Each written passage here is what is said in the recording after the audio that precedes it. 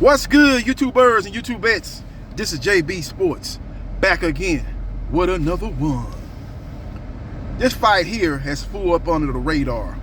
This got announced a couple of days ago as former unified lightweight champion Teofimo Lopez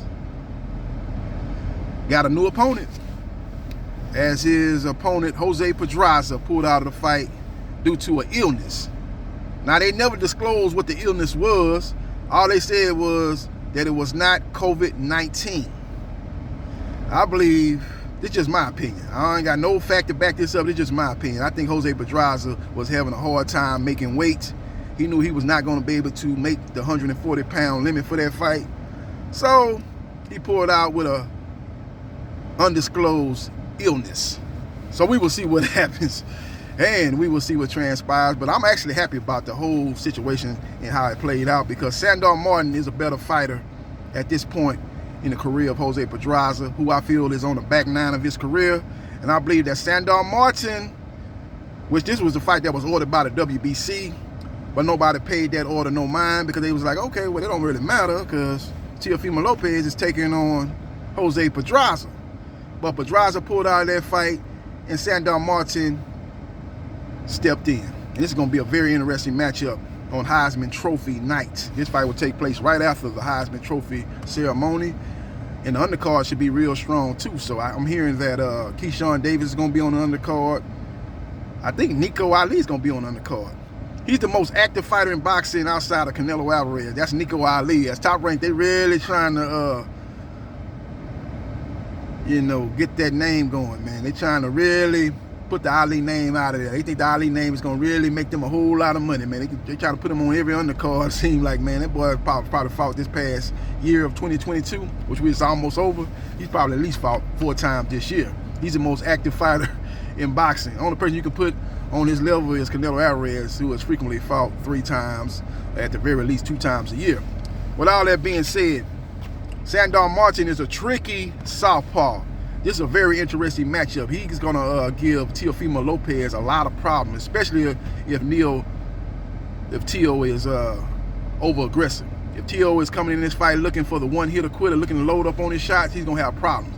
He's going to have to be very calculating in this fight. He's going to have to walk this guy down, cut the ring off, and go to the body early. Invest into the body early, and it'll pay dividends later on in the fight. If he's able to do that, he'll be able to get the win. If he's over-aggressive and looking to land big shots and not cutting the ring off and letting Sandor Martin pick him off and counter him, this could be a very, very interesting matchup. It goes to scorecards, and it'll come down to what the judges see. Beauty is in the eye of the beholder.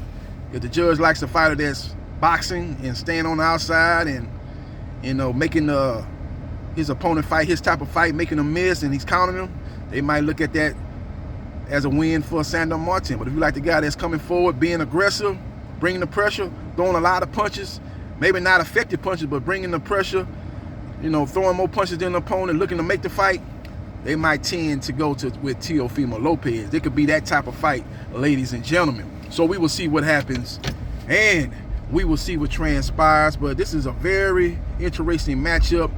And if I was Team Lopez, I'm not sure if I wouldn't advise him to take another opponent. This is a fight that even if he wins, he might not look good in this fight. He might look bad. It might be one of them fights where, damn, man, you got touched up in this fight. You won because you was probably more aggressive and, you the A side, so they gave the fight to you, man. But this is the type of fight, man, when you hear them talking about going for undisputed versus Josh Taylor. Well, Josh Taylor lost 3 or 4 of his belts, but fighting Josh Taylor to become a champion in 2 divisions, this is the type of fight that could derail that, man.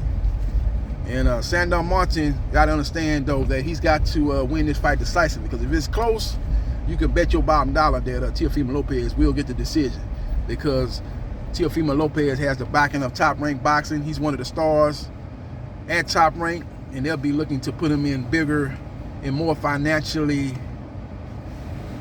higher fights with potential matchups on the horizon with Josh Taylor or Jose Ramirez, or the winner of Jose Cepeda and Rogers Prograves. So we will see what happens, and we will see what transpires. But this is a very, very, very tricky southpaw. This guy's very comfortable fighting off the back foot. He ain't trying to please the crowd. He ain't finna go head up with you Teofimo Lopez. So you got to be very patient. You got to be very calm in the ring. You got to understand that, look here, I'm going to walk him down. I'm going to cut the ring off. I'm going to invest in the body early. And I'm going to try to chop him down like you're trying to chop down a big oak tree. Eventually, when you get to the second half of the fight, he starts slowing down a little bit. Then you're going in for the kill. That should be the game plan for Teofimo Lopez. But if he comes in there trying to load up on shots, looking to make a statement on Heisman Trophy night, he could find himself on the wrong end of the decision versus Sandor Martin. So we will see what happens, and we will see what transpires. Follow me on Facebook, Gerard.Briscoe.3551. Like, share, and subscribe to JB Sports, the man, the myth, the legend, and I'll holler.